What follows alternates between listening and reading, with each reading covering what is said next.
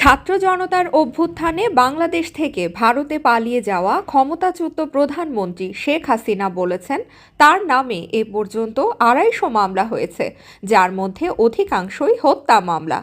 স্থানীয় সময় সোমবার ৯ ডিসেম্বর সন্ধ্যায় নিউ ইয়র্কের উডসাইডের কুইন্স প্যালেসে অনুষ্ঠিত যুক্তরাষ্ট্র আওয়ামী লীগের নেতাকর্মীদের সঙ্গে ভার্চুয়াল সমাবেশে বক্তব্য প্রদানকালে এ কথা বলেন তিনি। সমাবেশে বিভিন্ন অঙ্গরাজ্যের আওয়ামী লীগ ও বিভিন্ন অঙ্গ সংগঠনের নেতাকর্মীর উপস্থিত ছিলেন।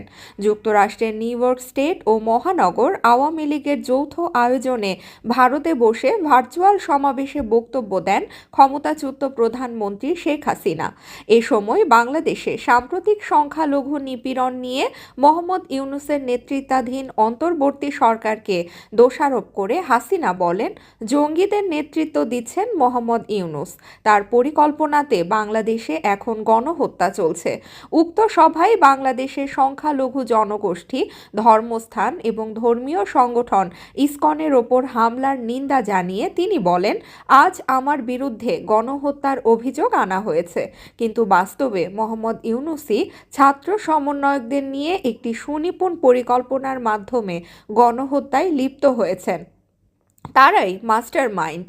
বৈষম্য বিরোধী ছাত্র আন্দোলন থেকে তৈরি হওয়া জনবিক্ষোভের জেরে গত ৫ আগস্ট বাংলাদেশের প্রধানমন্ত্রী পদে পদত্যাগ করে দেশ ত্যাগ করেছিলেন হাসিনা।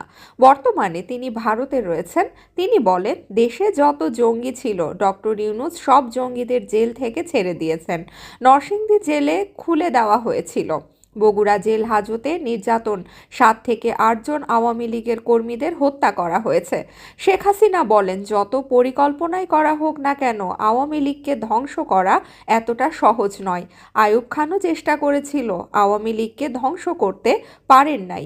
ইউনূস বাহিনীও পারবে না। তিনি বলেন, আমি গণহত্যা চাইনি। আমি যদি ক্ষমতা আঁকড়ে থাকতে চাইতাম তাহলে গণহত্যা হতো। যখন নির্বিচারে মানুষের মৃত্যু হচ্ছে তখন আমি সিদ্ধান্ত নিয়েছিলাম যে আমার চলে যাওয়া উচিত। আমাকে খুনের পরিকল্পনা করা হয়েছিল। আমার নিরাপত্তা রক্ষীরা তা ঠেকাতে যদি গুলি চালাতেন তবে গণভবনের বহু মানুষের মৃত্যু হতো। আমি তা চাইনি। আজ আমার বিরুদ্ধে দেশের বিভিন্ন স্থানে ২৫০ মামলা দায়ের করা হয়েছে, যার অধিকাংশই হত্যা মামলা। তবে মজার ব্যাপার হচ্ছে, তার হাতে মারা যাওয়া ৩৫ জন মৃত ব্যক্তি ইতিমধ্যে জীবিত হয়ে ফিরে এসেছেন বলে উল্লেখ করেন শেখ হাসিনা। শেখ হাসিনা ভার্চুয়াল বক্তব্যের আগে সমাবেশে যুক্তরাষ্ট্র, নিউ ইয়র্ক স্টেট ও মহানগর আওয়ামী লীগের নেতাকর্মীরা বক্তব্য দেন।